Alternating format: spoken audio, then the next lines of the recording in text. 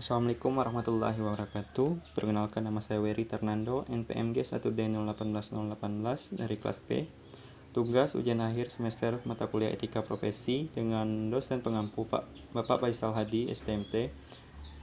Dengan tugas sikap nyata dan perilaku yang akan saya lakukan sebagai seorang engineer profesional dan bekerja pada sebuah perusahaan atau instansi terkait semua materi yang sudah dipelajari.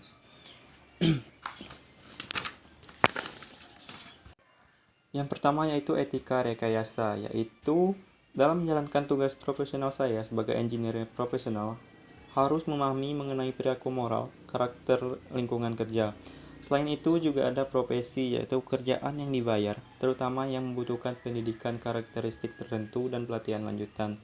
Dan selanjutnya itu perbedaan profesi dan profesional dan non-profesional.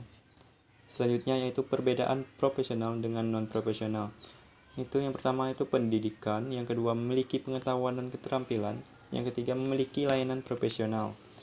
Ada 3 tipe etika. Yang pertama itu personal etik, yaitu etika pribadi atau moralitas pribadi adalah seperangkat keyakinan moral yang dianut seseorang. Yang kedua itu common morality, yaitu moralitas umum adalah seperangkat keyakinan moral yang dianut oleh hampir semua orang. Itu adalah dasar atau setidaknya titik acuan untuk 2 jenis moralitas lainnya. Dan yang ketiga itu profesional etik. Etika profesional adalah seperangkat standar yang diadopsi oleh para profesional sejauh pandangan mereka sendiri bertindak sebagai profesional. Setiap profesi memiliki etika profesinya masing-masing. Nah, sikap nyata yang saya ambil yaitu melakukan profesional etik terlebih dahulu, lalu saya akan mencari, mengetahui, dan menerapkan common morality terhadap lingkungan sekitar. Lalu saya akan mengerjakan sesuatu demi tujuan bersama, bukan tujuan saya sendiri. Selanjutnya, saya akan mendapatkan upah sesuai dengan keahlian yang saya miliki. Berikutnya itu konsep of responsibility atau konsep dalam bertanggung jawab. Responsibility mengacu pada kewajiban para profesional untuk menggunakan pengetahuan dan keterampilan khusus mereka dengan cara menguntungkan klien dan tidak melanggar kepercayaan yang ditempatkan di dalamnya. Dalam hukum moralitas tanggung jawab yang menyebabkan kerusakan dibedakan menjadi 3. Yang pertama yaitu intentionally causing harm, yaitu sengaja yang menyebabkan bahaya atau kerusakan. Yang kedua itu negligence causing harm, yaitu kelalaian yang menyebabkan bahaya atau kerusakan. Yang terakhir itu reckless causing harm, sembrono yang menyebabkan bahaya atau kerusakan. Terdapat 3 konsep dasar terhadap responsibility. Yang pertama itu minimalist view, yaitu bukan tanggung jawab bersama melainkan tanggung jawab sendiri. Yang kedua itu reasonable care, mencegah risiko yang muncul. Yang ketiga itu good work, bekerja tanpa memandang tanggung jawab siapa, yang penting bekerja sesuai prosedur yang berlaku.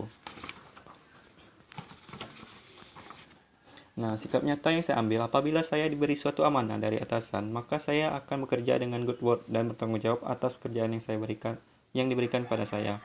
Tanggung jawab tersebut saya aplikasikan dengan cara menunjukkan keuletan dan sikap saya dalam menunjukkan tugas dengan semaksimal dan optimal mungkin agar diperoleh hasil pekerjaan saya yang maksimal.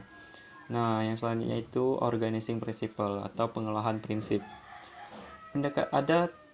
Terdapat 2 pendekatan dalam pengelolaan prinsip. Yang pertama itu utilitarian filosofi, yaitu keselamatan orang banyak harus diperhatikan lebih utama. Ada 2 pendekatan dalam utilitarian thinking. Ada 3 pendekatan dalam utilitarian thinking. Yang pertama itu the cost benefit approach, atau biaya yang dikeluarkan dengan manfaat yang didapatkan. Yang kedua itu the utilitarian approach, berdasarkan prinsip universalitas. Yang ketiga itu the rule utilitarian approach, mementingkan kepentingan orang lain berdasarkan hukum yang berlaku. Pendekatan yang kedua yaitu respect for person, yaitu harus menyiratkan bahwa orang harus diperhatikan secara adil dan menghormati kesejahteraan mereka secara keseluruhan tanpa memandang apapun. Berbeda dengan utilitarian thinking, pendekatan ini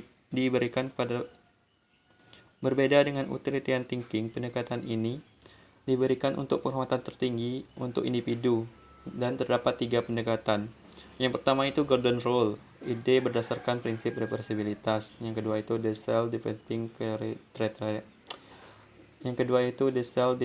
criterion, atau kriteria menantang diri sendiri melakukan apa yang orang lain lakukan.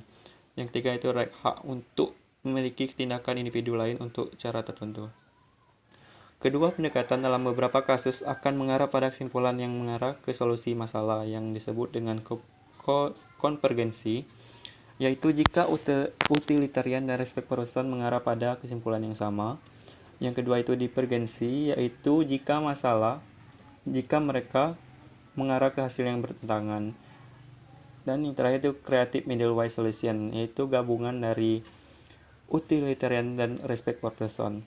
Nah, sikap nyata yang saya ambil, saya akan berusaha dengan keahlian saya sendiri, berusaha mensejahterakan perusahaan, tidak merugikan orang lain, lalu mencari solusi dari setiap masalah berdasarkan prinsip dan pengetahuan yang saya pahami dan pelajari, maka akan mendapatkan solusi yang tepat dari setiap masalah yang ada.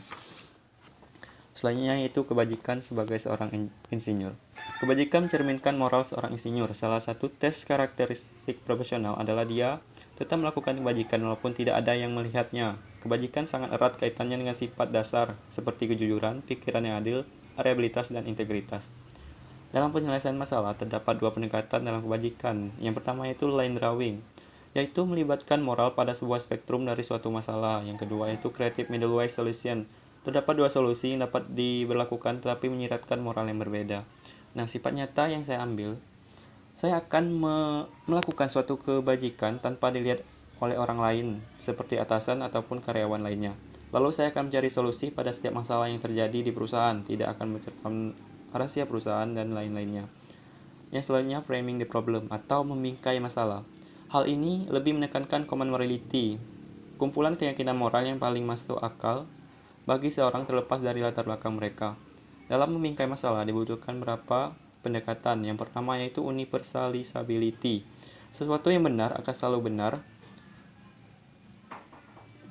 Sesuatu yang benar atau salah dalam situasi yang benar atau salah pada saat kondisi yang sama. Yang kedua itu reversibility, memperlakukan orang lain seperti Anda ingin diperlakukan. Nah, sikap nyata yang saya ambil yaitu mencari solusi permasalahan yang ada dengan profesional, di mana saya harus bisa memisahkan masalah pribadi dengan pekerjaan.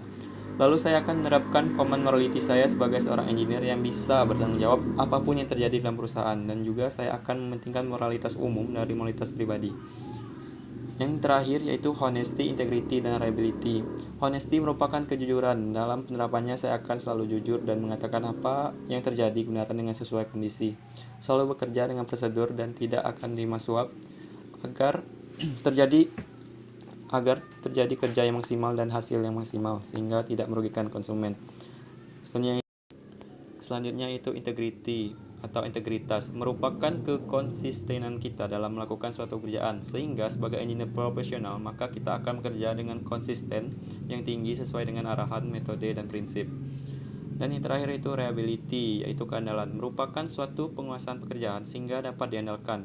Sebagai engineer profesional, saya harus diandalkan dengan cara teguh dalam pendirian dan selalu bertindak untuk tidak merugikan perusahaan dan konsumen, serta selalu berpendirian dan bertanggung jawab. Mungkin itu saja yang bisa saya jelaskan, lebih kurangnya mohon maaf. Wassalamualaikum warahmatullahi wabarakatuh.